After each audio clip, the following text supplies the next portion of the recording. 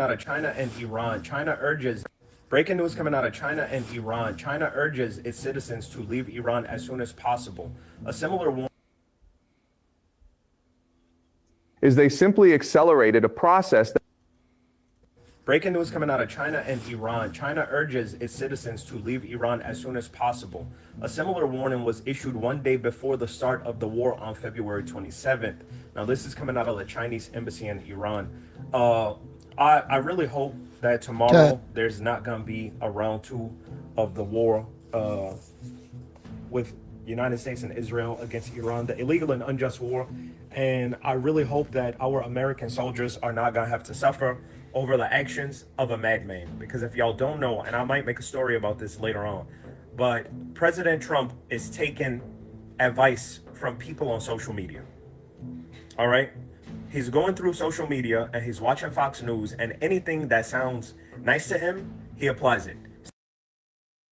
is they said capacity ordinance Breaking news. will deliver the playbook. Russia Okay, so here and China completely abandoned Iran militarily, but did offer some condemnation. And I want to give some thought as to why this could be. China is a very money first thing, right? Like China's whole world surrounds manufacturing, money, and frankly, stability, right? So if China were to interject militarily, that would be a strategically bad decision because it would really jeopardize their markets. It would jeopardize their business. And frankly, China doesn't want that because they've invested so much into becoming one of the most powerful economies in the world. Russia can't, full stop. They literally just don't have the facility to do that. They're getting bogged down in Ukraine. But what this means for countries that seek strategic partnerships with both of them is they have to understand the limit is military, right? Like the UN, the EU, NATO, all of these are military bodies and military leaderships, which is why they're so threatening to China, threatening to Russia, threatening to Iran. Because frankly, they actually do come to each other's aid and they really will be military. So it's not like you're fighting one country on one country. You're fighting one country with like 50 or like 30 or however many in NATO. I just made that up. And it's really isolating to be a part of the global non-aligned movement, meaning you're not aligned with NATO in the West, because there's very few compact security treaties that really exist outside of NATO. And I think this also is why we see Russia so frustrated with NATO and trying to really break it, because frankly, they understand no one is coming to their aid in a war with NATO. China isn't coming, Iran isn't coming, because we saw that they completely abandoned Iran. So I think a lot of these alliances are a lot more strategic, cultural, monetary, but they draw the line at militarily. And I think it's because they realize they just can't do it and it will never be NATO. the playbook will deliver. Breaking news. Ladies and gentlemen, Ordinate capacity is they simply Iran abandoned by Russia and China. Iran's supreme leader is killed, and Iran is under relentless pressure by the US and Israel. Its longtime partners, Russia and China, are offering no help. Only condemnation of United States and Israel strikes. Iranian leaders have expressed their disappointment. Russia and China response reflect a cold calculation. Helping Iran means high cost and unpredictable risk and limited gain. Beijing and Moscow have helped Iran build military capacity to counter the US and Israel pressure. They supplied missiles, air defense systems, and technology intended to booster deterrence, complicate US operations, and raise the cost of an eventual attack. Breaking news coming So today I want to discuss something that I believe Why is China sitting out the war on Iran? I'll let you in with a secret. China will sit out any war. China would sit out the war on China, okay? We would rather not fight, okay? We'd rather just let you in and turn you into Chinese, okay? So Chinese is like vampire. We turn you, except we don't need to bite. We let you bite our food.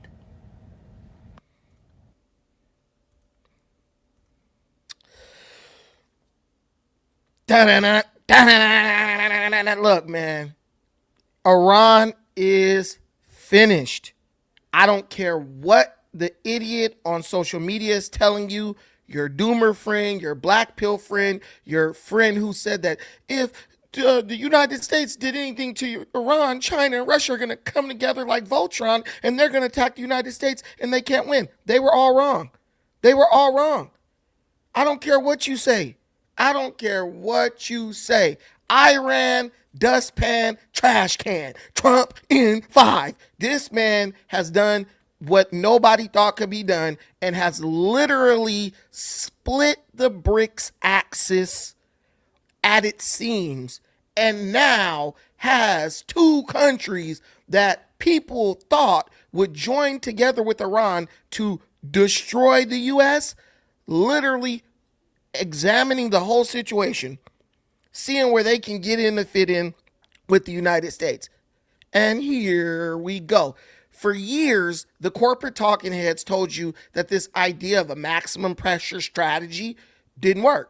They told you that you could bomb and beat down these Middle Eastern countries, including but not limited to Iran forever, and they would never capitulate to your demand. They told you that the only true path to diplomacy was to beg these terrorists to, for whatever reason, give up their ambitions to destroy the world and spread Islam throughout the entire globe. Well, listen, you guys, look, we got the receipts now. They just dropped. And the narrative has been completely shattered. Iran is cooked. The U.S. Treasury, the U.S. military did Operation Epic Fury, but the U.S. Treasury did Economic Fury. That was their campaign. Literally just suffocating Iran with their shadow banking system and their whole network of black market deception and criminality until they screamed uncle. Well, not even until they screamed uncle, until their allies screamed uncle and basically came to the United States and said, look, we understand ain't no way we gonna be able to help them. They done, they're dumb. How can we make a deal, right? Understand that. People are calling this the independent Chinese teapot strategy, right?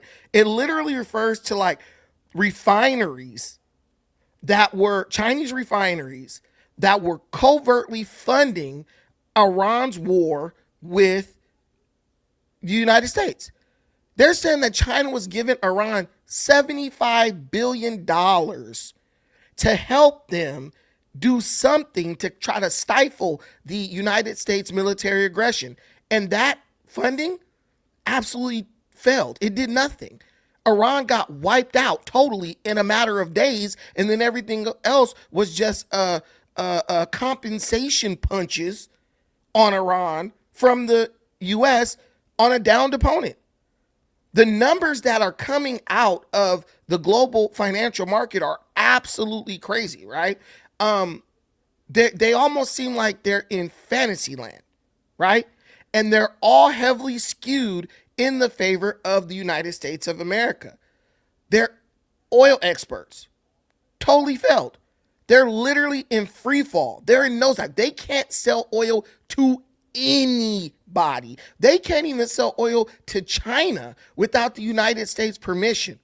Now, in a country like China that does everything and calculates everything based on personal risk and prosperity, if there's a country that is able to stop exports of oil from Iran to China, who do you think the Chinese are going to go negotiate with? Do you think they're going to negotiate with the country who can't get its oil out of its own strait? Or do you think they're going to negotiate with the country that's stopping the oil from leaving the strait? And that's what people don't understand about China. China is China first. In a way, that's what we admire about China. If there's anything to be admired, it's that they put the welfare and well-being of their country over anything. They don't care about Iran. They'll play with you. You know, we'll throw insults at the United States with you. We'll pretend like we're going to gang up with you and Russia to fight the U.S. economically. But the minute a true economic threat approaches the dragon, they're going to capitulate and try to make friends with the other side. That's what they did. Understand something. Experts are now saying that Iran could run out, China could literally run out of accessible accessible supplies of oil within 60 days. If they didn't, they would have ran out of accessible supplies of oil within 60 days if they did not make basically a deal to help the U.S. with the Iran issue. If you just look at my thumbnail, you'll see that it's Xi Jinping, and, Beijing as a whole have officially looked at the chessboard. They realize that the game is over and they're abandoning Iran. That's why I love using that word abandon, because that's exactly what they did. They're pulling back to save their own skin. They're pulling back to save their own economy from secondary sanctions due to what's being done to Iran. And people don't understand what secondary sanctions are. Secondary sanctions are basically the impact that sanctions on a country have on countries that did business with those countries, that country economically. If we stop all export of oil coming out of Iran, that's like hitting China with a sanction. Because if we stop the supply, they can't even buy. And that hurts their economy. There is no way you got the leader of one of the most powerful nations in the world, China, to say, I am ready to help you with Iran, unless he saw no other alternative. At the end of the day, he had to put the well-being of his country and his people on top of helping Iran. He had to put that in front of helping Iran. They literally left Iran stranded. And a lot of people will say, oh, this is fake news. That's not true. You don't know. Guys, listen, what's understood doesn't need to be explained. Why do you believe? I'm going to present the argument to you. And if you can do mental gymnastics to get out of this obvious observation, then I commend you and you should go join the Special Olympics. Guys, Iran hasn't done anything militarily towards the United States since they've been talking about this ceasefire situation, right? When it first was announced, there was a little bit of skirmishing the first couple days, but for the past couple weeks, it's been very uneventful because Iran hasn't been doing anything militaristically and the United States hasn't been doing anything militaristically. But after Trump left Beijing, right? Even when Trump was in Beijing, you didn't hear about Iran doing anything militaristically. Me personally, if I'm running Iran, I'm trying to figure out if we could get that fool while he's on his way to Beijing or on his way out of Beijing. I mean, bro literally flew in Air Force One from the United States to Beijing. If I'm Iran, I'm sending 10,000 drones at bro, hoping that one gets through and hits Air Force One and takes this fool out so he can get off my back. They didn't do that, right? They sat pretty. Because just as much as we as Americans wanted to see what China was going to say, Iran wanted to see what China was going to say. Iran was sitting in suspense wondering, look, China is their big homie.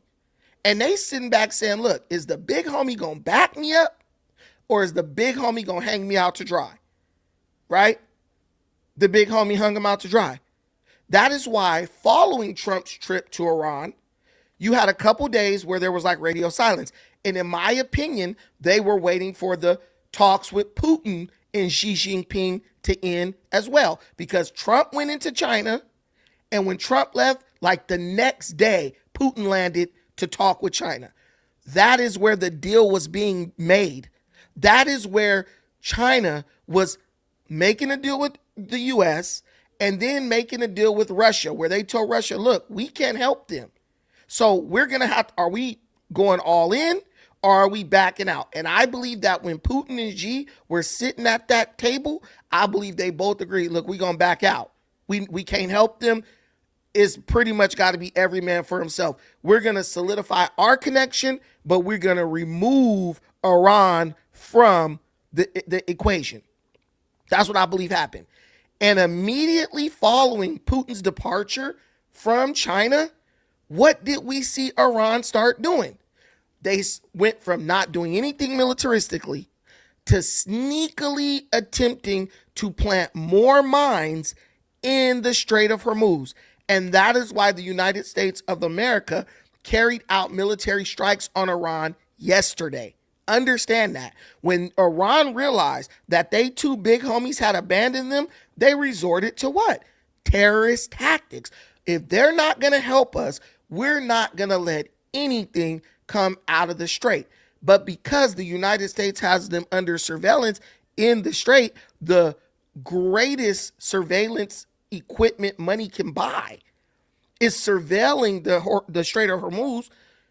They were able to detect the movement of their boats and literally strike at their heart within a matter of seconds.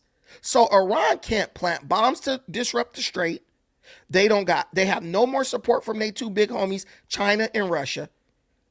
And so they are in a quagmire. And let me tell you more proof of this, because you might be trying to do mental gymnastics to justify, to explain that away, right? Last night, Israel carried out over 100 strikes in Lebanon.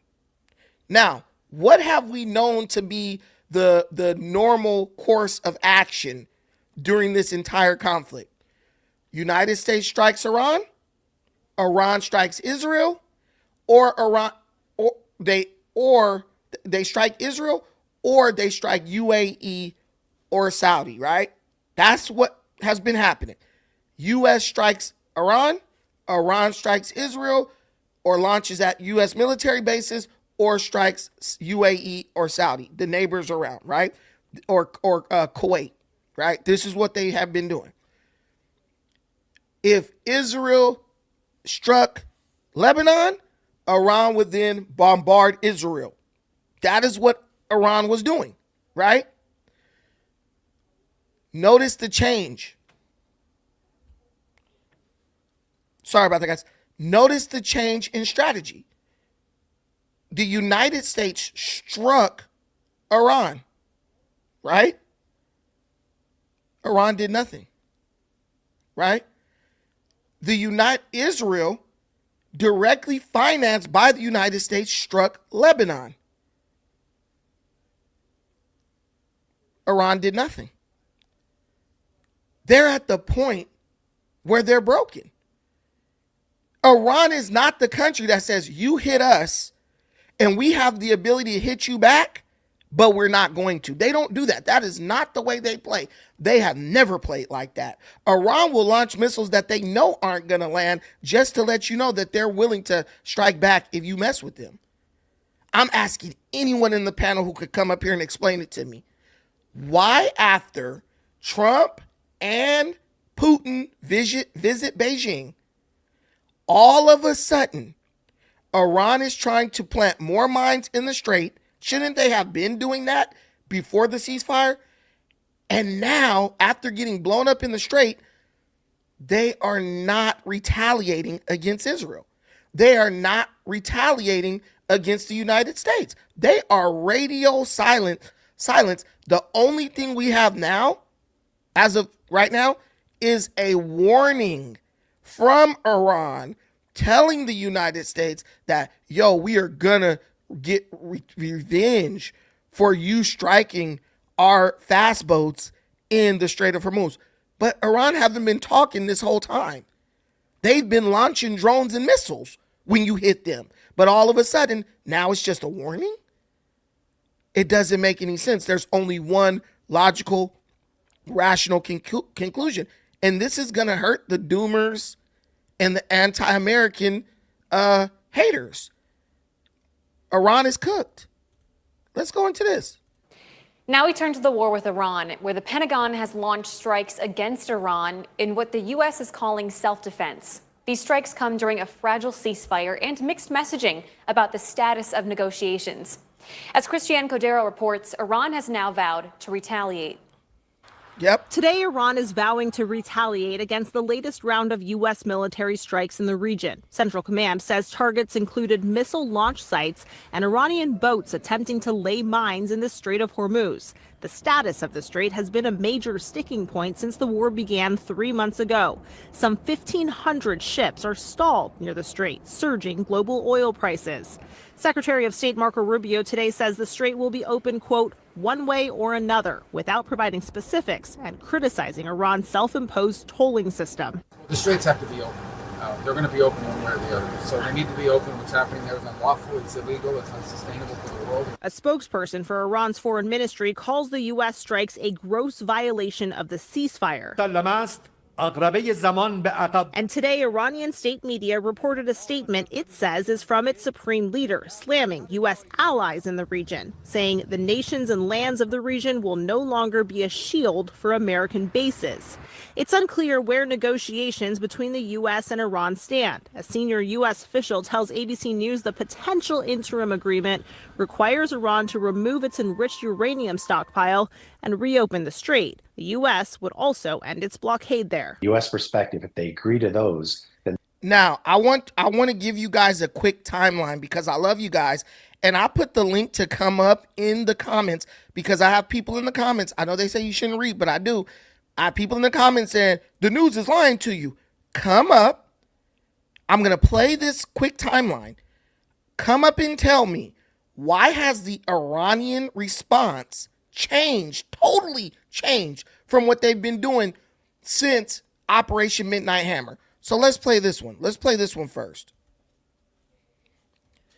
Okay, so this is from 11 months ago during Operation Midnight Hammer, right? Israel and the United States struck Iran, right? They blew up the nuclear sites. This is what happened. Iran launches ballistic missiles at Israel in retaliatory attacks. This is look at these bombs.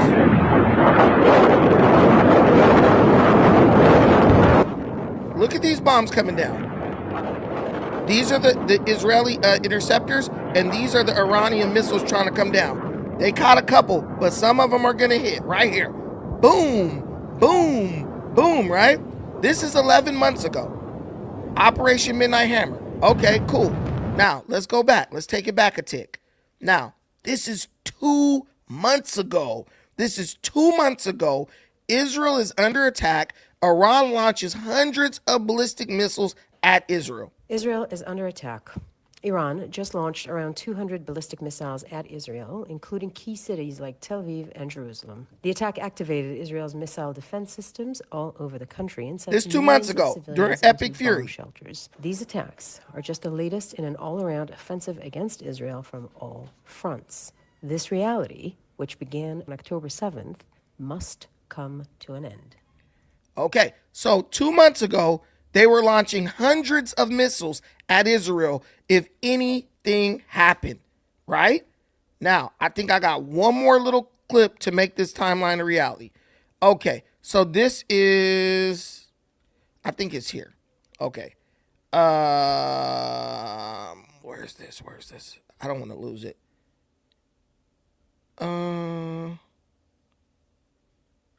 Okay, so now, U.S. attacked Iran yesterday, and Israel carried out over 100 strikes in Lebanon. And we know that Iran was retaliating for Lebanon. Like, if Israel struck Lebanon, Iran was like handling it. Like, we're going to launch thousands of missiles. Israel carried out airstrikes targeting Iran's presidential office and facilities linked to the supreme leader. Iran has launched more missiles toward Israel. Israeli strikes also hit a building housing Hezbollah's television and radio station in Lebanon. Hezbollah official Mahmoud Kamati took aim at the Lebanese government for calling the group's actions illegal and demanding it disarm, accusing officials of failing to stop months of Israeli airstrikes. He warned that if Israel wants an open war, Hezbollah is prepared. The Kremlin said that Russian President Vladimir Putin will convey the Gulf leaders' concerns over the Iranian strikes on their territory to Iran. Putin, безусловно, будет прикладывать и прикладывает все усилия для того, чтобы способствовать. The U.S. State Department has called for evacuations of non-emergency personnel and families from 6 countries through the Strait of Hormuz after reported attacks on ships in the vital oil corridor. The Iranian Red Crescent says U.S. and Israeli airstrikes have killed at least 787 people in Iran since the start of the war. Okay, so we saw there.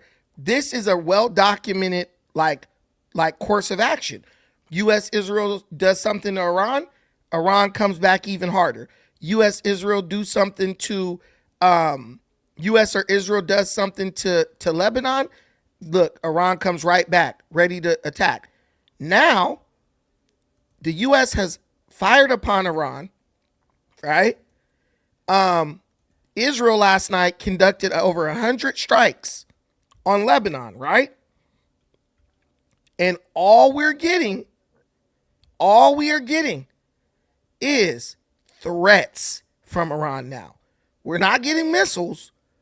We are getting threats. I don't know if you guys know about this. You guys could say he's lying, he's making this up. So I'm going to give you a little bit of journalistic evidence that they did conduct strikes yesterday, real quick. And then I'm going to show you how Iran's not. Welcome back. Multiple sources confirmed to CBS News that President Trump is set to hold a cabinet meeting tomorrow to discuss a range of topics, including foreign policy. It comes amid ongoing negotiations to end the war with Iran. Also today, the president saw doctors for a third physical exam since returning to office. Jared Hill has the latest from New York.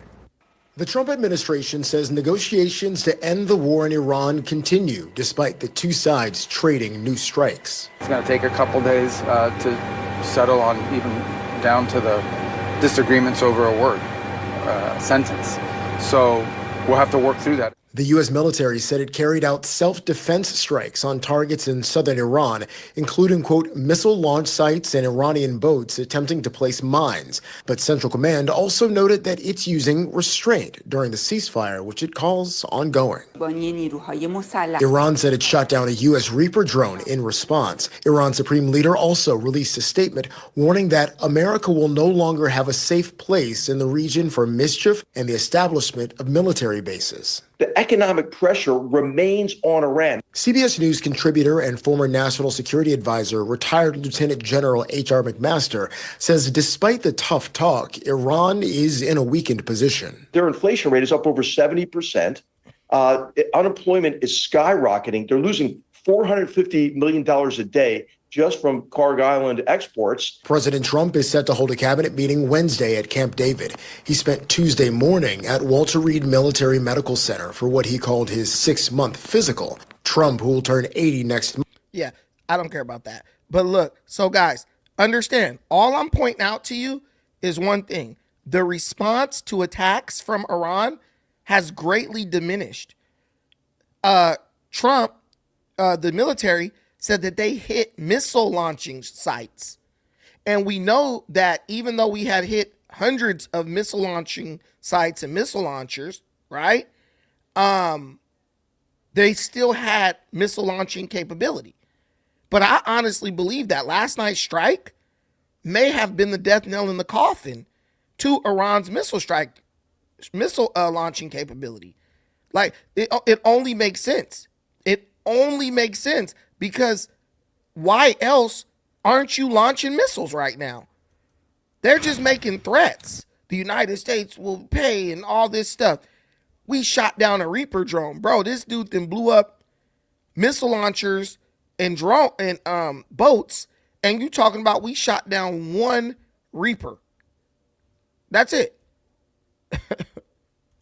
Welcome back. Well, there was fresh escalation in the war in Iran overnight. The U.S. conducting defensive strikes on Iranian ships in the Strait of Hormuz, sinking 2 ships that the U.S. said were attempting to lay mines in the key waterway. And the U.S. also hit a missile base on land. CENTCOM says it used restraint during the ongoing ceasefire. But Iran is still threatening retaliation, saying the U.S. broke the ceasefire. It comes as President Trump on Sunday said negotiations were proceeding nicely, adding that he will make a, quote, a great deal for all or no deal at all, vowing Tehran's nuclear program would be totally destroyed. The president giving Iran an ultimatum on nuclear ambitions on Truth Social, meanwhile, saying the enriched uranium will either be immediately turned over to the United States to be brought home and destroyed, or destroyed in place or at another acceptable location. The commander-in-chief also calling for countries in the Middle East to join the Abraham Accords, normalize relations with Israel. He wrote on Truth Social, most should be ready, willing, and able to make this settlement with Iran a far more historic event than it would otherwise. Cheryl Kasani, your reaction. The president is saying, look, let's use this opportunity as even bigger than just a deal with Iran. Let's use this opportunity to normalize relations with Israel and set the peace for a long-standing occurrence. And this is something that began in the first term of Donald J. Trump. And here we are back again talking about the possibility that this could be part of the new world order. One of the things that the president said on Truth Social is that this could be for all countries involved, even if Iran someday were a part of it, which he did right. He said this would be a financial and economic and a social boom. That's one thing. The other thing I found interesting this morning is that you've even now got the British that are standing by. The British that were not helpful when all of this began back in February. Now they've got hundreds of sailors reportedly that are standing by for deployment to the Strait of Hormuz. Mine clearing mission is a possibility here. They're preparing drones. So I'm stopping it right there, but understand something. Britain only wanted to be involved if they knew victory was certain. So now they have thousands of troops who are ready to deploy. Now they don't have the ability to actually move those troops over there in any significant way because their Navy sucks now. The Royal Navy is a joke. But understand something. Everyone is seeing the tide changing. I already knew Iran never had a chance, and people told me I was crazy. But now the very real world consequences of Iran trying to take on the United States is coming to fruition. And I'm going to tell you something here that no one else is going to tell you. Pay very close attention. I'm going to give you 10 seconds to go get somebody who might need to hear this. Let me tell you my theory as to why Iran is no longer launching missiles. I believe that Iran lost its ability to track and target other countries, right? Like specifically target specific places in other countries and target even U.S. ships, right? I believe they lost that towards the beginning of the conflict. But there was someone who was helping them target American forces and specific strategic locations for strikes, right? And this was revealed like a month ago. Let's go right here. Welcome back. President Trump will meet with Xi Jinping in Beijing on May 14th and 15th, of course, after delaying his original trip due to the ongoing conflict in Iran.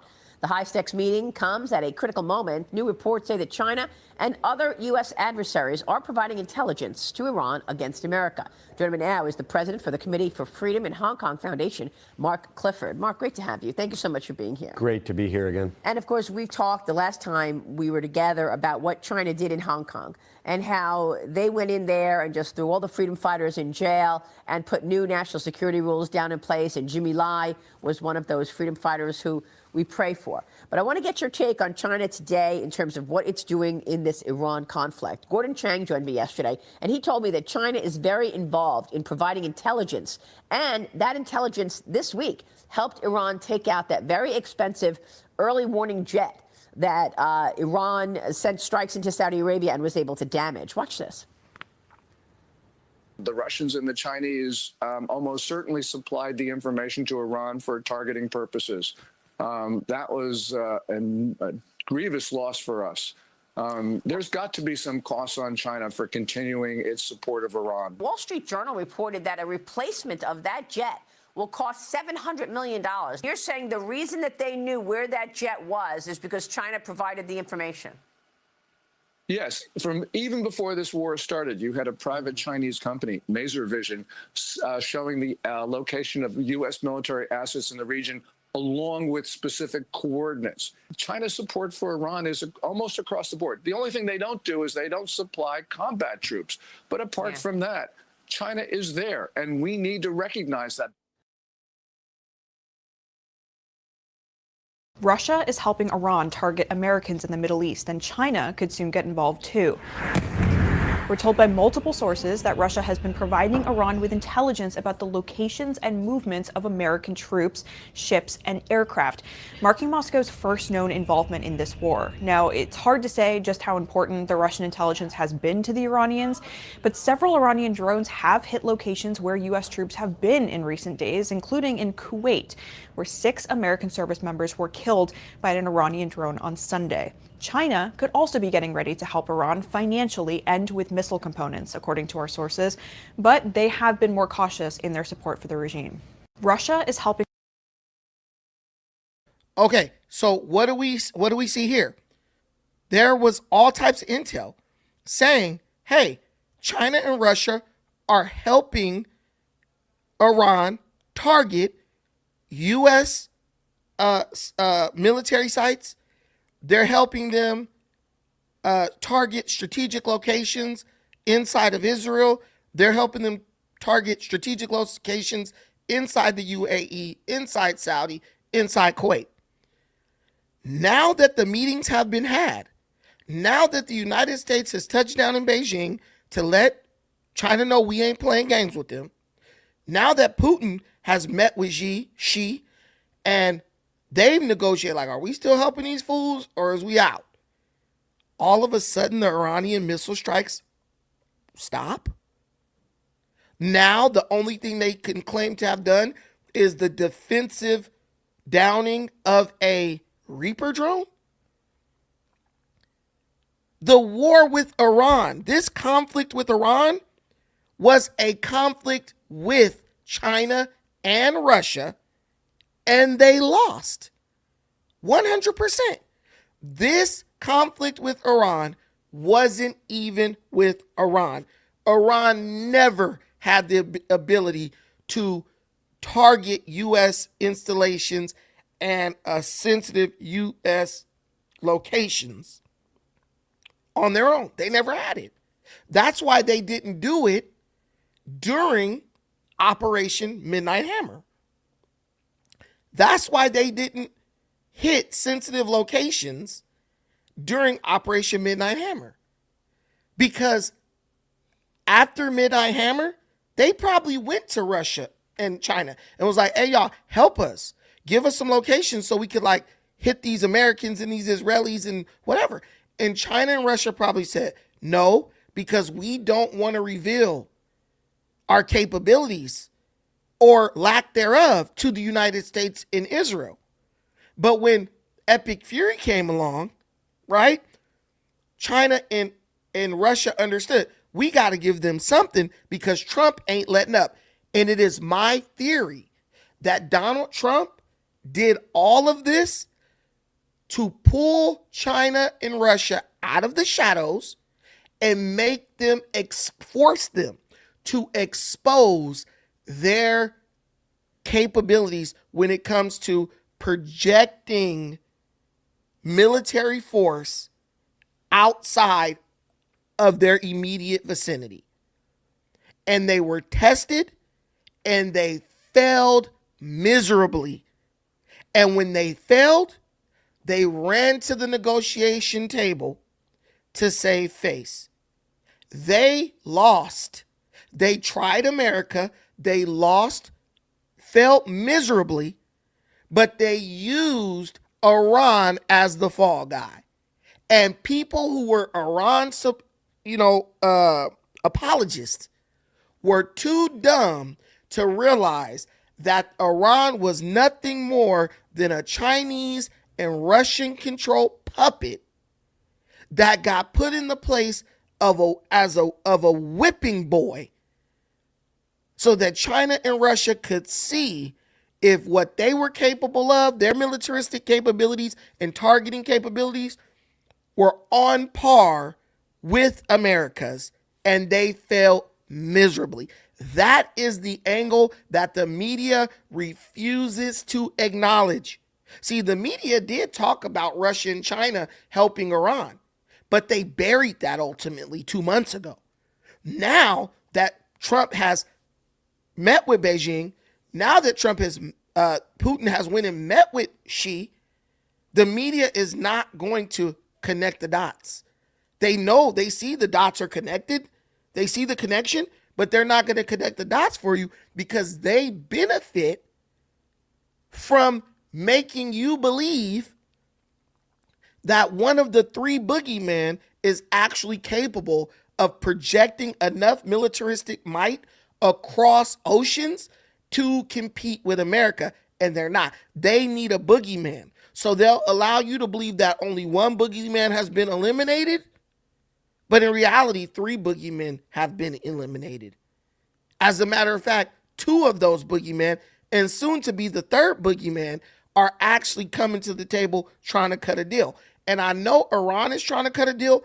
I believe, and I'm pretty sure this is the case, Iran has been split in two. There is the fundamental zealots who are like, we'll die, we'll kill ourselves to kill the United States, right? To hurt the United States. Then there are the rational thinking, secular, fake Muslims, right? They are like, look, we just want to be able to keep getting rich off this situation. Those are the guys who are run by the oligarchs, the dudes making all the billions. The fundamentalists, right, who also make money, but they are more hardline and don't mind giving up their life for what they believe in. Those are the ones who are still making threats. And the Ayatollah, the new gay Ayatollah, he is under the control of the fundamentalist. Understand, the guy is in a cave right now. He's in a makeshift hospital, buried in the side of a mountain right now. His leg has been blown off. His lips have been blown off. He's blind in one eye, and I think one of his arms is blown off. He's not even making these statements, guys. There is a hardline IRGC general who is making the statements in his name because this is what the intelligence is saying, there's only one person who actually has access to that gay Ayatollah, and he's like in and out of consciousness because he got caught in a strike and got messed up real bad. That is the radical element of the IRGC that's left over. That is their one ace in the hole. We have the spiritual representative of the Iranian Muslim population under our thumb. And therefore, we still have, the trust of the fundamentally loyal Muslim population within Iran. But from what I'm hearing, there's all types of uprisings, unrest over there. So it's crazy. And look, do I care if Iran's run by another portion of the IRGC, but they're like, okay, we're going to be normal now and have a normal country? No, I don't care about that. I hope they do that because that's what's best for their people, right? I'm talking to Persians every day. Drake says she told me she was Persian, then she started speaking Farsi. You know what I'm saying? So people are really acknowledging this, right? I'm in Cali. I got good friends who are Persian. I got Persians, Iranians, half Iraqis, half Saudis, half Iranians. I got all the homies, right? And ultimately what they're saying is they just want those people to have the ability to live. Oh, shoot. Hold on, guys. They just want their people, those people, to have the ability to live life, have a life, right? You don't have a life if your inflation is at 70%. Understand that, right? In America during COVID, Joe Biden got our inflation up to 14%, and we were going crazy, right? We were tripping. Imagine your inflation being 70%. Imagine a loaf of bread being $97. A loaf of bread. You would flip the hell out. You can't have a life like that. You'll be like, yo, we're going to literally go to the store and get a loaf of bread. If that, we'll be out here making bread at that point if we can afford the ingredients. So I understand what's going on, and I think it's pretty dope. I hope that at least somebody within one of the segments of the IRGC says, look, let me put the well-being of our people over our own personal hatred for America. Really, I hope they just do what China and Russia are doing. Russia is cooked in Ukraine at this point. Even if they have a somewhat victory, they've lost. That situation in Ukraine was never supposed to go that long. So they're struggling. China, They're smart. They ain't going to put no troops on the ground nowhere. They're literally going to try to play both sides. China's friends with America with trade. They're friends with Iran militaristically. And now that it's looking bad for Iran militaristically, they're just quietly backing out. All right, man, we done. Y'all lost. We lost. Without ever getting splattered with any of the fallout from this situation. I mean, I would say it's a masterful chess move by China. I think they're very smart, but I think it's an even more masterful checkmate by the United States. They literally exposed all three of those BRICS bastards in one foul swoop, and they caught them off guard, and there was nothing, right? There's nothing they could do about it. Now, guys, you're going to hear a lot of people saying a lot of different things. And I want to let everybody know that on this channel, you are always welcome to come up and make an attempt to counter the information and my theories about the situation that's going on.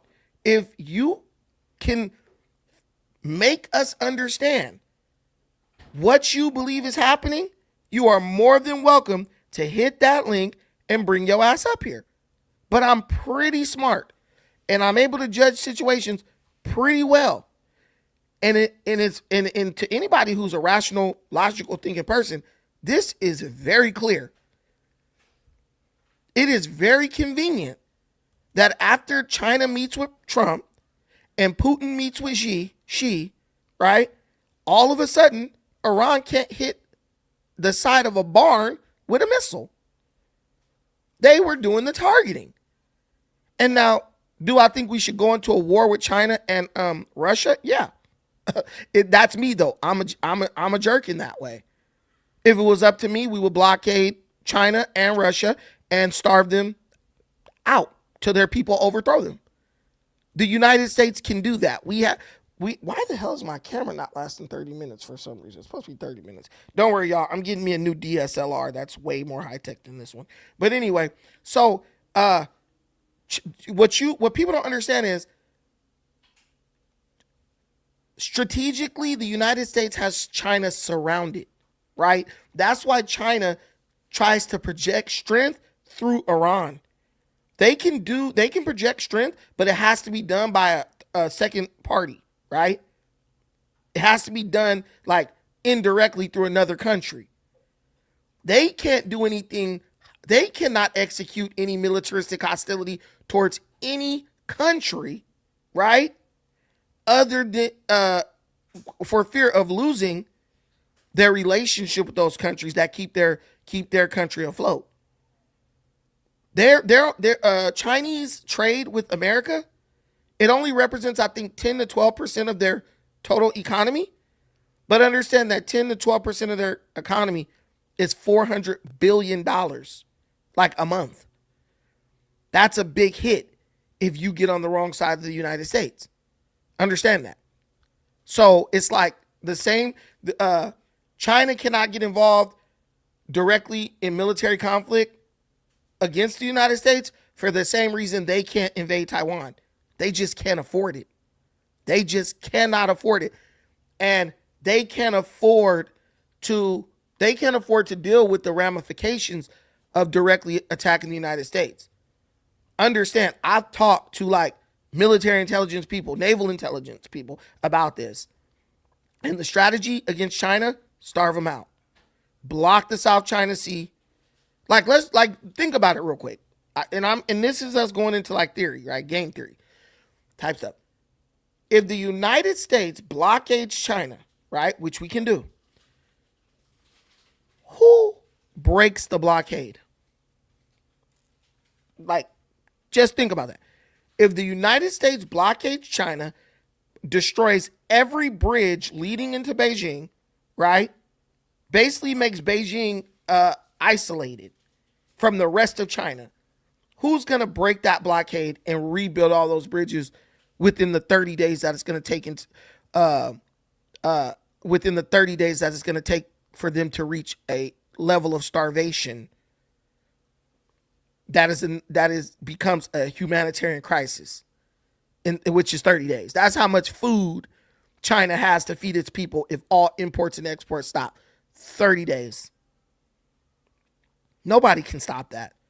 Even if China fights as hard as it can, right? They can only project force so far out. So if the United States just sits right outside of their range, what country on earth is going to say, we're going to go through the American blockade to bring aid to China? No country can do that right now.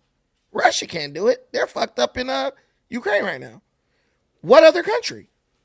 And if you really look at this from like a holistic perspective, you understand that the United States is OP right now.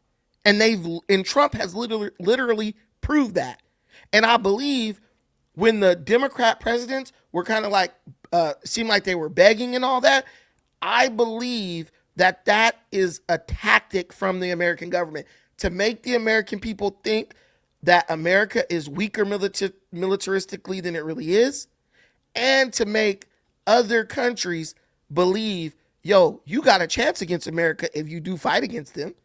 But I believe the top countries, they're like, nah, these fools is doing some shit. Because America didn't even use the Spirit bombers against Iran this time. Think about that. They didn't even use the stealth Spirit bombers against Iran this time. The ones that can fly over Iran for 14 hours undetected. The ones they used to blow up the nuclear facilities. They didn't even use those. The ones, because like the border of Iran is like 200 something miles from the border of China. And it might be even closer to Russia. So stealth bombers, multiple stealth bombers were in the airspace of Iran, China, and Russia at the same time during Operation Midnight Hammer. And none of those countries could detect those Spirit bombers. And those aren't small planes. And there was like, I think 14 of them up there. Maybe less. But there was multiple in the air, and they flew all night and were getting refueled while in the air. And I believe it was at that moment China and Russia realized we don't stand a chance against these dudes. I that's just my theory. But yeah, so China totally abandoned Iran. Russia has totally abandoned Iran. They're not tracking for them anymore. They're not helping guide their missiles anymore. And we are suddenly seeing the strike capability of Iran diminish, massively in real time. So whatever you can be angry, whatever you want to be, that's cool, right? That's fine. That's fine. But I'm telling you right now, go tell your mama, because don't nobody care. MAGA is stronger than ever, in my opinion. And that has been proven again as we see another Trump-backed candidate defeat a very strong incumbent in a primary. And this was the Texas primary, where John Cornyn, he's been, the senator over there for a minute. He is now conceding to Ken Paxton, who was backed by Donald Trump. Cornyn talked a lot of trash about Trump, right? He did. He was on Trump's shit list, and he thought he could defy the Donald, and he thought he would be able to beat Ken Paxton because, these people have been voting for me for years. And he learned a very hard lesson tonight. He learned a very hard lesson tonight. Just like what happened in Kentucky, just like what happened in Indiana, my second favorite state. He learned a very hard lesson. So let's listen to him bow out like a hoe. After a public service career lasting more than 4 decades, 40 years, and 18 consecutive campaign wins, 18. Tonight, we've come up short in this primary runoff. No, you got your ass whooped by Trump. I'm tired of these dudes. No. You were jealous of Trump because, like most politicians, you have no personality. You are a survivalist who is only going to do the bare minimum to keep your seat. And Trump came and got your rhino ass out of office in Texas. And Ken Paxton is about to be the next senator. You know, a few years ago, I had a friend of mine say, you know what makes God laugh? He said, when we make plans. I've spent most of my time in the Senate building the Republican Party in Texas and in the U.S. Senate, and I've always supported the Republican ticket. Lies. And I intend to do so again in this general election. I've said throughout this race that I trust the voters of Texas, and they've made their decision, and I must respect it. Tonight, I'm joined up here by three women who mean everything to me, and without whom I never would have enjoyed the incredible ride and public service career that I've had for many, many years. I bet he was riding all right. Of course, my wife, Sandy, of 46 years and counting. And then our daughters, Danley and Haley, of whom I'm enormously proud, and they mean everything to me. Politics is hard on families, especially. But I believe, and I know my family believes, that public service is an honorable calling. Serving others is a high purpose. And while much about politics is ugly, we choose to serve through the good, the bad, and the ugly. Of course, we could not have run this race without an outstanding campaign team that has served me so well through so many campaigns, truly the finest I've ever worked with. To Rob, Mayanne, and Andy, and the entire campaign team who worked tirelessly and gave everything they had, and who believed in me, I want to express my gratitude. Of course, I want to thank my U.S. Senate staff, ably led in Washington, D.C. by Drew, and in Texas by David. You work hard for 32 million Texans every day that I'm honored to represent, with long hours, high stress, and job uncertainty. I want to express my gratitude to my staff for their incredible professionalism and dedication to the 32 million people of Texas that I'm honored to represent. To everyone who's worked with me, alongside of me for all these many years, I just want to say thank you. And then to my supporters in this campaign, more than 1,000 current and former elected official endorsements, more than 30 statewide organizations, to every financial supporter, every volunteer, everyone who voted for me in this election, I want to thank you from the bottom of my heart. Tonight, I'm reminded of something Teddy Roosevelt said in 1910. He said, "It's not the critic that counts, not the man who points out how the strong man stumbles." Man, listen, don't nobody care about what this fool is saying. All I care about is look at how much he lost by. This guy got blown out, and not in the way he probably likes. 63% to 37%. Texas was done with him. And Trump, like, he probably would have won without Trump endorsing Paxton. But dude, Trump is still holding the cards in the Republican Party. Cornyn should have never went against Trump. And, like, I'm not saying no one can go against Trump. There are many who do, and they'll survive.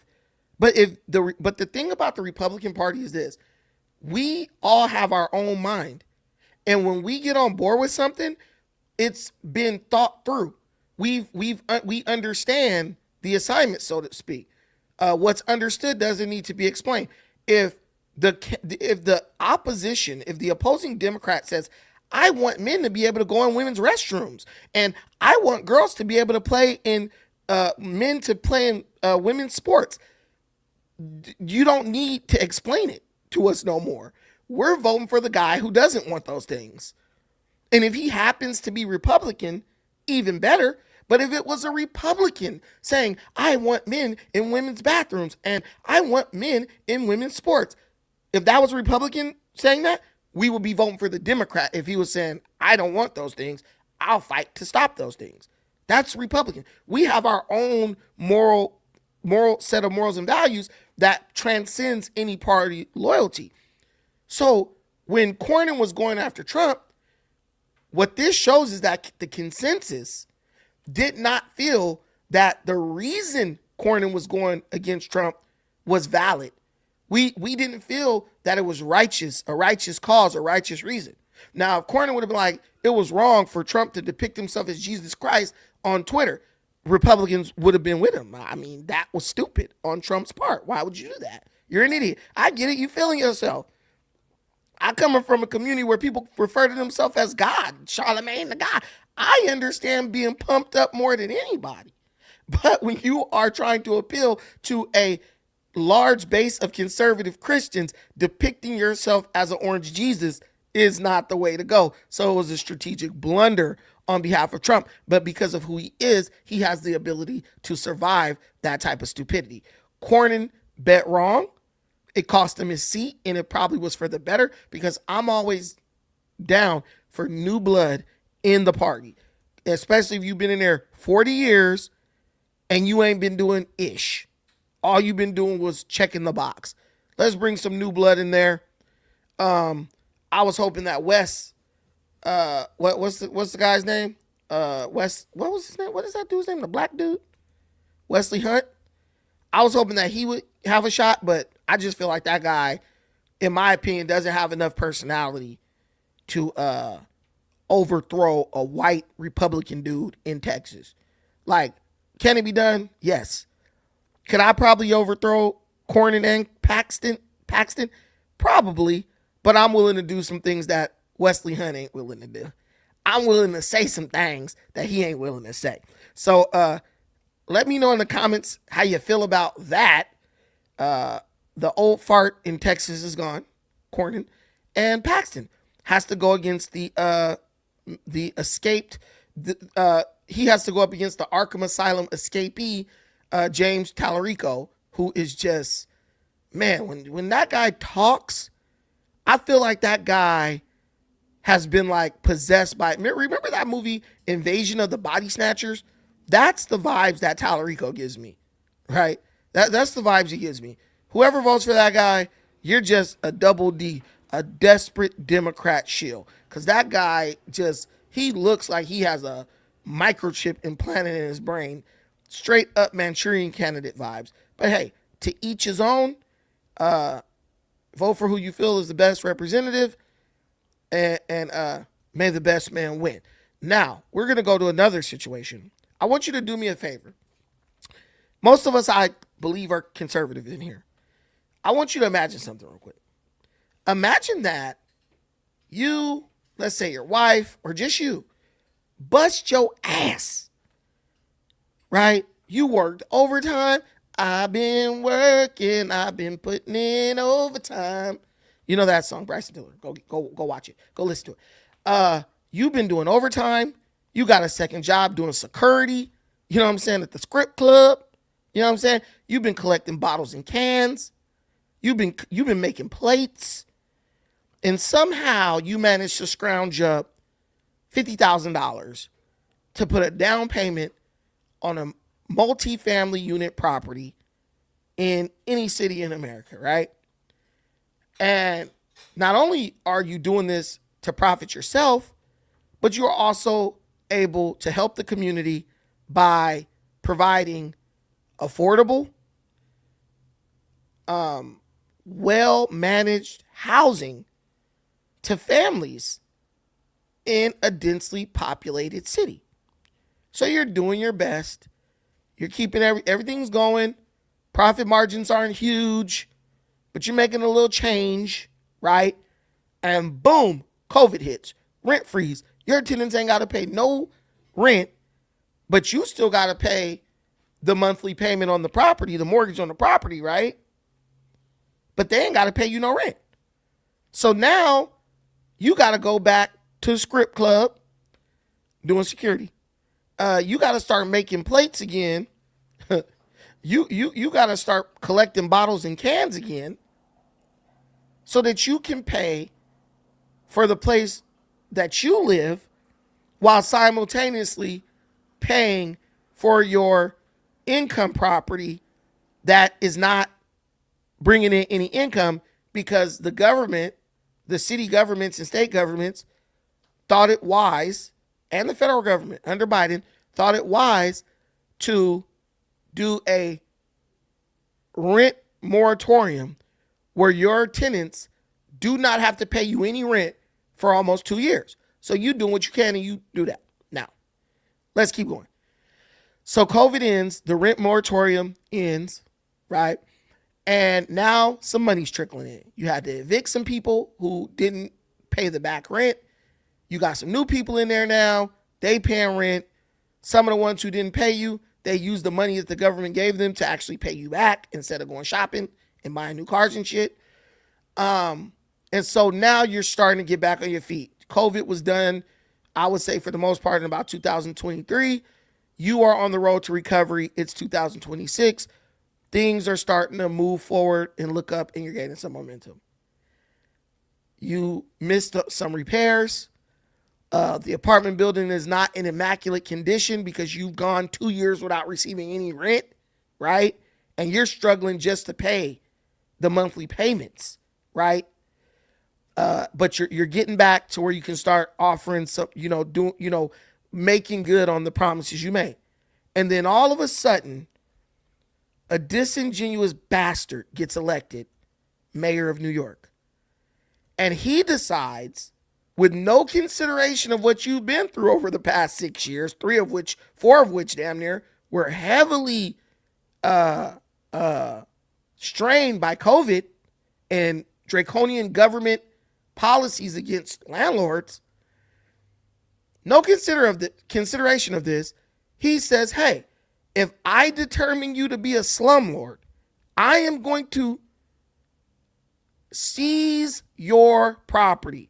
I didn't pay for it. I didn't hit the pole for it. I didn't work security at the script club. I didn't make plates for it. I didn't work overtime for it. I didn't get a second job for it. I didn't collect bottles and cans for it. I didn't go mess around with that ugly chick during tax season for it. I didn't do any of those things to get that to buy that property. You did all those things. But I am going to come in as a duly elected official and seize your property if I feel you are not keeping it up to standard. That's what's going on in New York right now. Let's tap into this.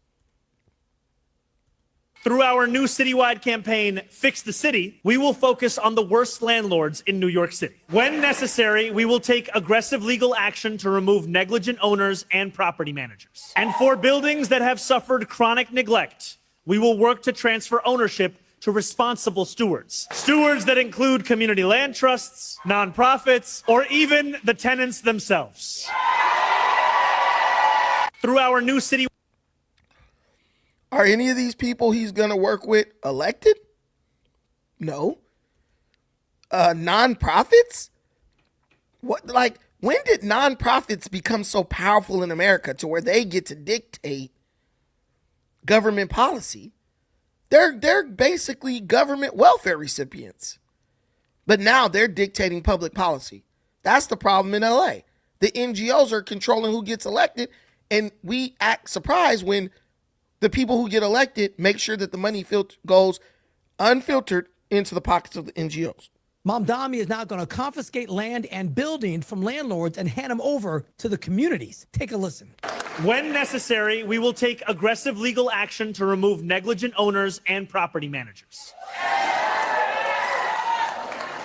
And for buildings that have suffered chronic neglect, we will work to transfer ownership to responsible stewards.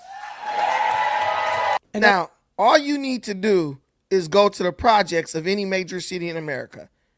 And that's going to tell you or show you exactly how good the government is at running what should be privately owned multifamily housing.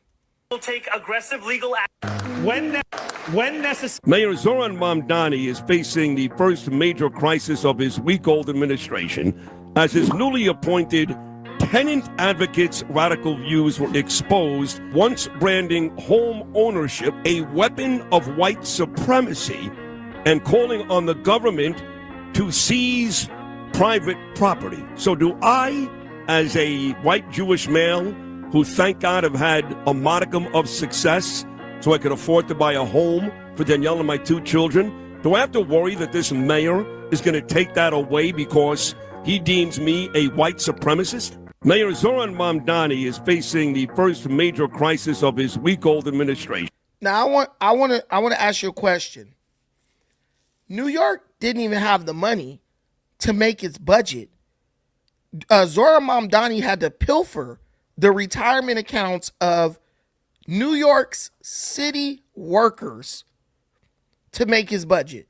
He had to take out an $8 billion loan from the state of New York, which has to be paid back, to make budget.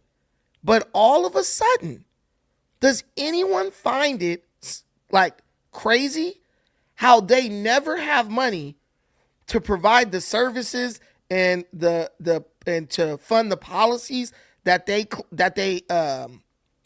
lie to you and say they're going to implement to get your vote, but they always have money to sue somebody. California, we don't have money, but we're able to find $50 million to create a legal slush fund to continuously sue Trump over and over and over. Karen Bass, we don't have the money to stop homelessness in LA, but she's managing to secure like $300 million so she could keep paying lawyers to go to court and prove that she's not responsible for what happened in the Pacific Palisade fires. They always have money to sue somebody, to pay lawyers who go to court on their behalf to prove that they are not responsible for the things that happen. They're not responsible for the things that they ran campaigns to be put in charge of. I ran a campaign to be mayor, but when something happens that I've been put in charge of, right? When something goes wrong in the city that I ran a campaign to be placed in charge of, I'm gonna use city funds to hire lawyers to prove to everybody that wasn't my fault. Well, then why did you even run? He has the money to sue these landlords. Aggressive legal action, but does not have the money to implement any of his policies, any of the things he promised New Yorkers, without pilfering the retirement fund of city workers and taking out a humongous $8 billion loan from the state of New York. Let's tap into this. In this case, How many violations did you see today? well, all the window spring balances that have to be replaced. Those were 2, right? Those were 1, 2, 3. 3? Those were 3. The AC. 4? Okay. We're also going to hit them with a window guard violation, and then we have here the one violation for the local law 86. Which is the incomplete information on the side? No, that's another one. That's another one. That's a different one. So that's 2. Another one. Yes, so that's 2. Okay. It was a pleasure to be here at this building with a number of inspectors from HPD to ensure that these conditions are up to code. And what these inspectors showed me and showed tenants across this building is the inspections for heat violations, for paint peeling violations, for even just the information that is plastered as you come into the building. Over the course of this inspection, they found about 6 different violations that they will now issue directly to the landlord. Now, for any New Yorker who calls this city home, know that when you see those kinds of violations or you feel them, call 311, report them. HPD will come out and inspect them, and if they are indeed violations of housing code, we will hold landlords accountable. Guys, did anybody else get like a sickness to their stomach watching that? This dude is getting code enforcement inspectors to go to apartments in New York. This man said a paint peeling violation, signage violation. He's looking for any little thing to violate these landlords over, because the goal is not to give you a better, healthier, safer place to live. The goal is to steal their property under the color of regulation. And this is why all conservatives have to be very careful when it comes to our support of draconian regulations, because these things can be weaponized against you. I bet you he's not going to go into his own cabinet and do an investigation of this, of what's going on within his own administration. I bet you he's not going to go to the properties that his buddies own. Bet he's not going to do that. This guy's trying to steal people's property under the guise of, we're trying to make sure everybody's living up to code. Listen, I looked at the building. It looked okay. It looked fine. I mean, it didn't look too crazy. It didn't look crazy at all. You know, but is he going to deal with the thugs that hang around and spray paint on the building? Is the city going to prosecute the criminals who pee on the damn stoop and on the wall and make the paint peel? And when you look at this guy, man, I don't like to judge a book by its cover. I really do, though, low-key. When you look at this little fat butterball dude right here, just by the way he was talking, you could tell this guy's on the take. Just the way this guy was talking, you could tell he's dishonest. He literally is going to stick it to whoever doesn't give him that payola. These inspectors in New York and major cities are corrupt as hell. And you're going to give them even more power than they already will to destroy lives in New York City. This guy has to go. This guy has to go. The only person who would vote for this guy is someone who don't have shit, don't want shit, and ain't never had shit, right? And my girl, Miss Berry, a native New Yorker who's living out in the Carolinas right now. I know she's hoping that they get that bastard Jim Clyburn out, even though he's in South Carolina and she's in North Carolina. She brings up a very good point. Has he been to the projects?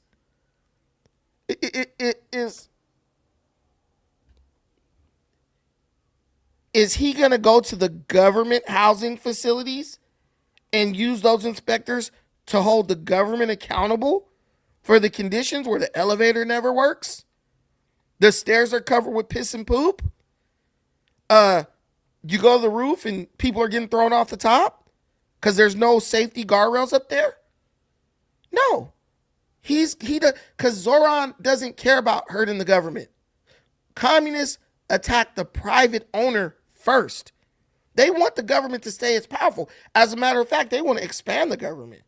You better believe that the democratic socialists, you better believe that they don't care that they will expand the government under a Republican just so that when they take over, the government will already be overinflated so they'll wield more power. This is disgusting. And people act like, oh, it doesn't affect me. It doesn't affect me. The only way you could be sitting back saying this doesn't affect you is if you literally just don't ever want to own anything. Ever. Mamdani just posted a video saying that his first order of business on day one is going to be for the city to take ownership of people's private properties. And how is he going to go about this? First of all, he's going to make it so unaffordable for these landlords to make any repairs because of rent freezing. If you freeze the rent, then the landlords eventually won't be able to pay for the repairs because they're not getting the same income, they're not making the same amount of money as they used to. Number two, he's then going to give these people fines because they're not doing the repairs, and these fines are going to be huge. Then once the city comes back in and says, oh, you know what, you didn't do the repairs, you didn't pay the fines, we are now going to take your property because you are an unfit landlord. The city's going to take the property, seize it, take ownership, and then they're going to turn that property into subsidized housing. Who's that housing going to benefit? It's going to benefit criminals, it's going to benefit illegals, it's going to benefit the prostitutes, it's going to benefit all of the people that Mamdani is going to let out of the prisons. And on top of it, there aren't going to be any police because that's his other order of business, is going to be to defund the police. Basically, Mamdani is turning New York City into a third world country. Meanwhile, white liberal women are literally like parading around, singing the little Mamdani song, thinking that they did such a good job. when you live next to criminals and you're paying $6,000 a month and they're not, then we'll see how happy you are. Boy. So we got to talk about a full. Listen, these people, right?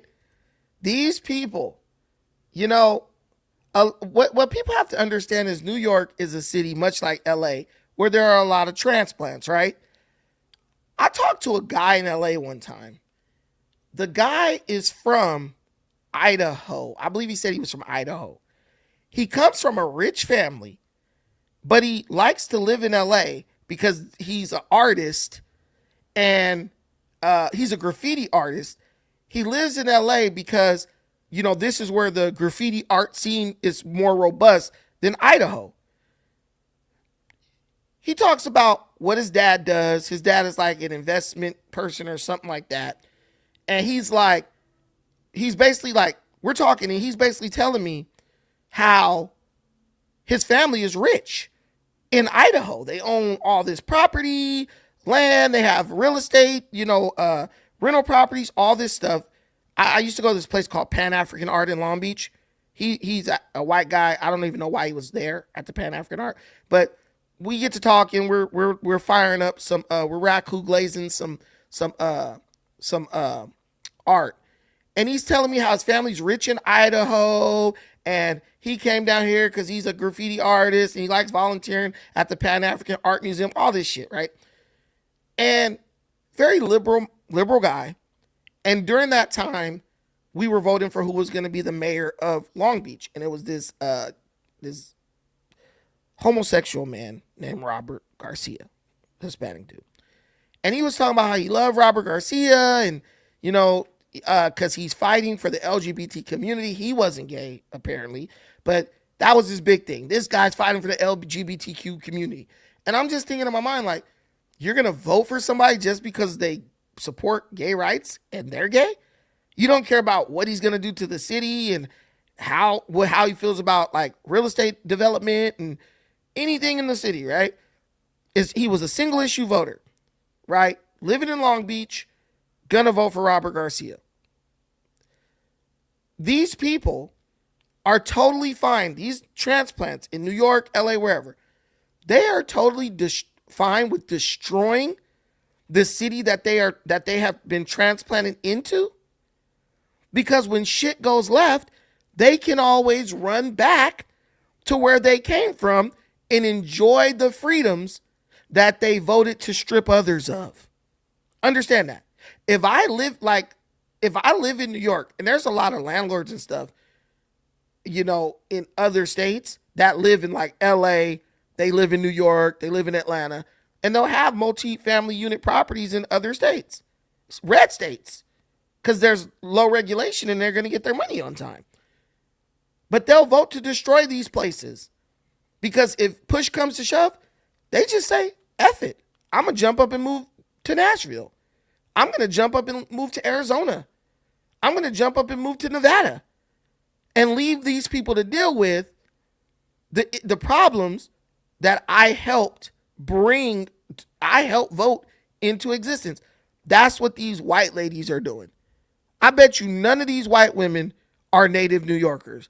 I bet you very few of them are native New Yorkers. Understand that.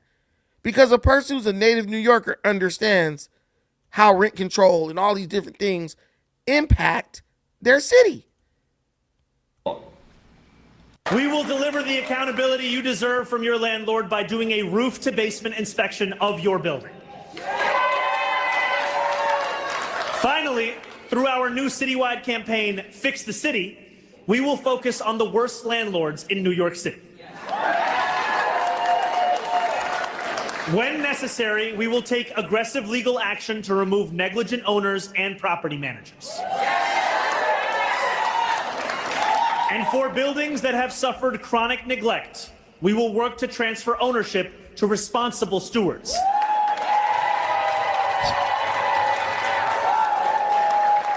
Stewards that include community land trusts, nonprofits,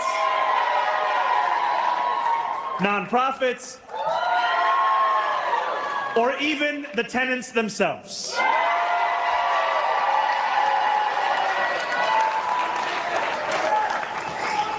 The third core plank of our plan is years overdue. We will deliver the transformative investments that public housing has long needed, but not received. Yeah. So you see that, you heard that. I just want you guys to understand these social. Listen, man, these people are going to cheer because he's telling them he's going to take something that somebody worked for, broke their back to acquire, and he's going to give it to them for nothing. But really, it's not going to go to them. It's going to go to the federal government, to the city government. And they're the ones who are going to reap the benefits from owning it. The rent will be paid to them. And when you don't pay the rent, they'll throw your ass out and let someone else live in the city government-run utopian apartment. These people are just cheering because it's not theirs. But why don't you apply the same logic to their vehicle? Because most people have a car.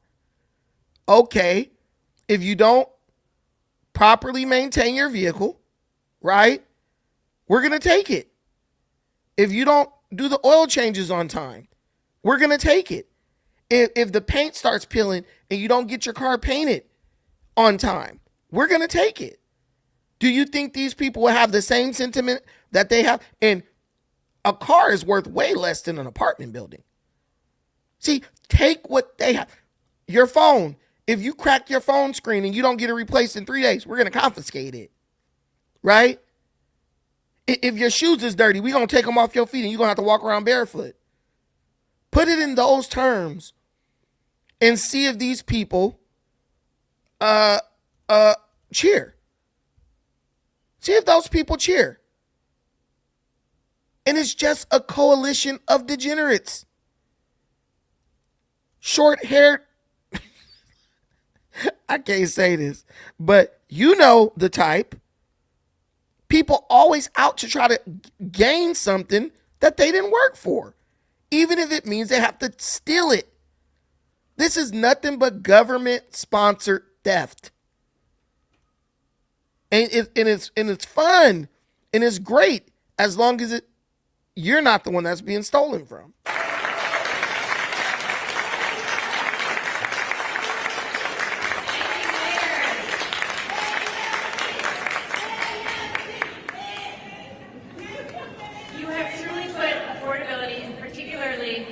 Y'all, look who's in the crowd.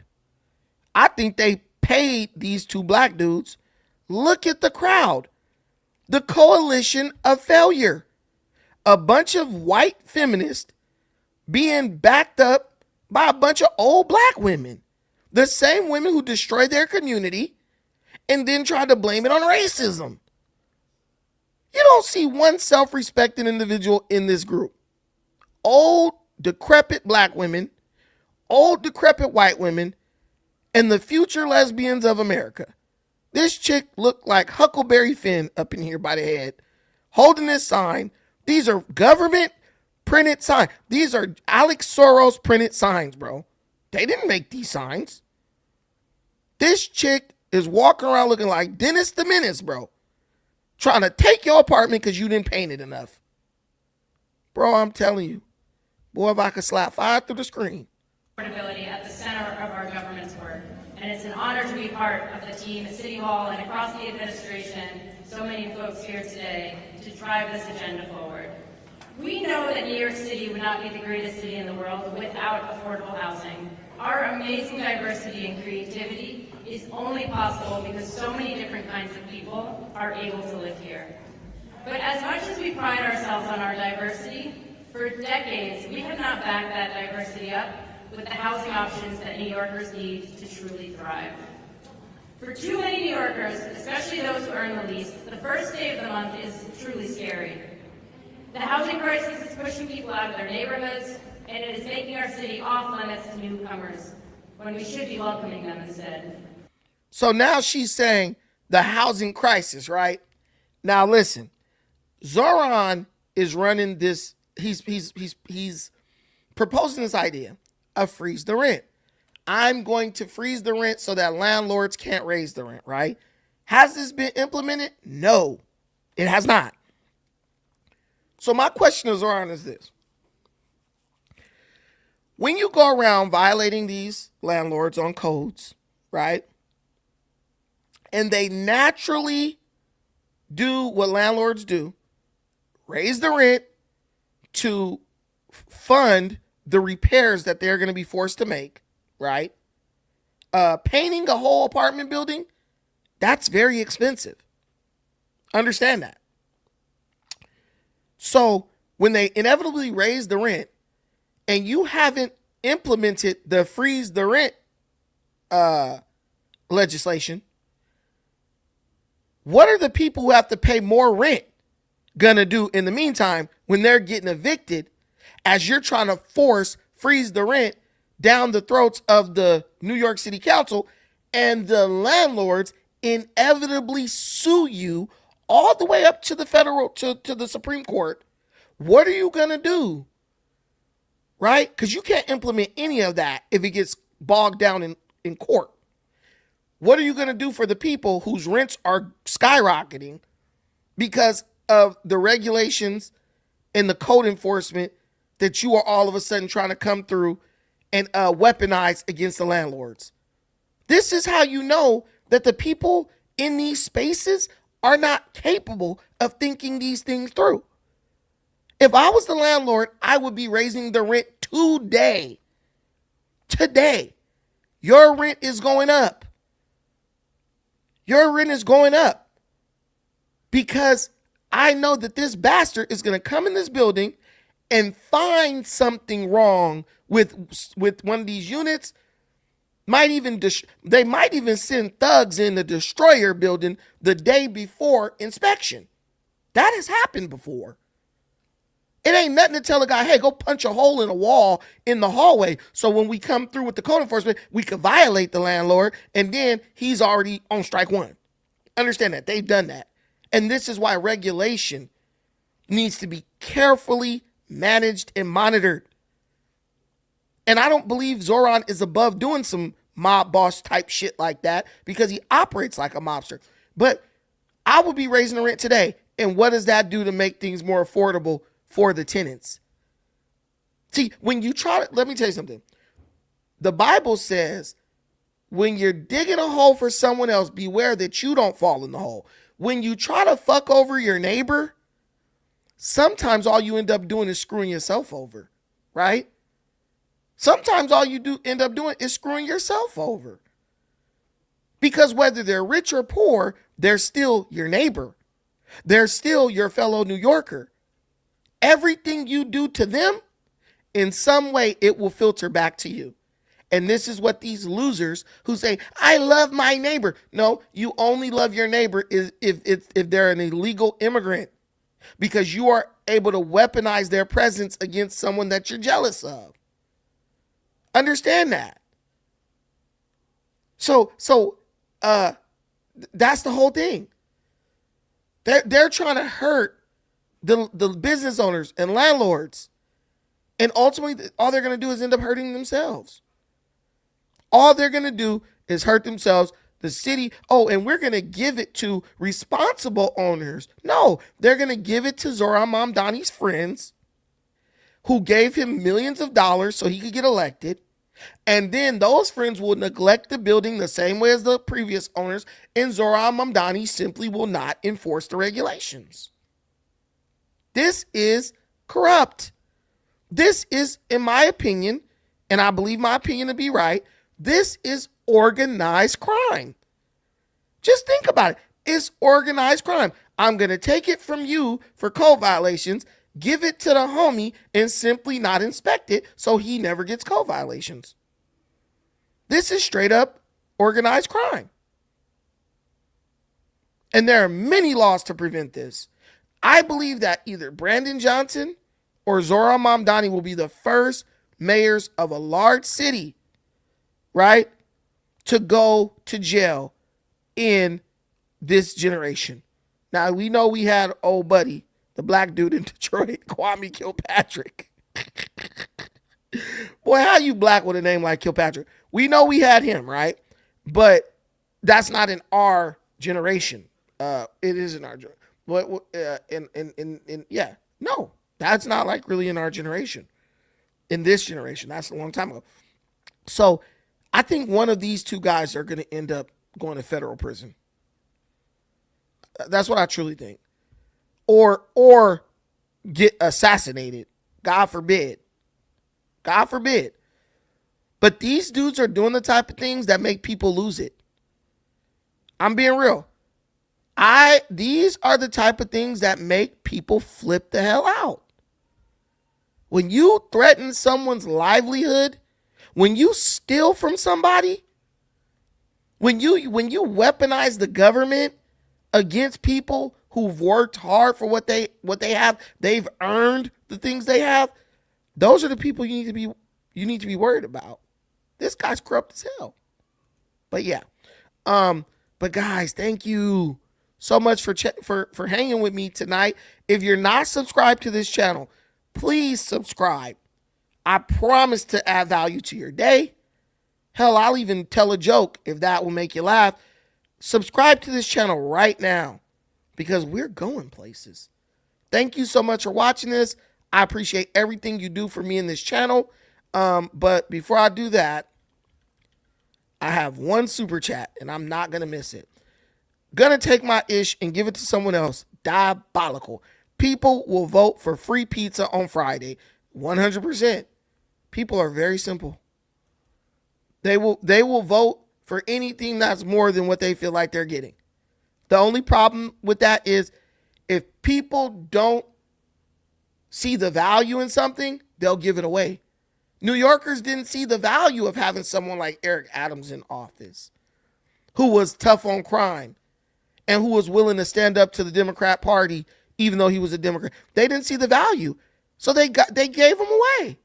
They let him go. He was a good mayor, but you wanted more socialism. You wanted the more blood in the streets. You wanted eat the rich, and now you're getting it, and the rich are leaving. And guess who the next rich is? See, the billionaire is rich to the millionaire. The millionaire is rich to the 100,000-aire. The 100,000-aire is rich to just the 1,000-aire, the regular working man. But everyone is rich to someone else. A man with $100 in his pocket is rich to a bum. And if you create an environment where it's just like eat the rich, guess what? Everyone's going to end up getting eaten because everyone is rich to the person below them. And all you'll have left are the bums, the dependents, right? The outright dependents, the drug addicts and the mentally ill. And what can you build with those people? Nothing but a welfare state. Some shit that looks like RoboCop or Mad Max. And that's what I feel like is going to descend to. But thank you so much for watching this. I appreciate everything you do again. Till the next time, take care of yourselves. But most importantly, please take care of each other. Peace.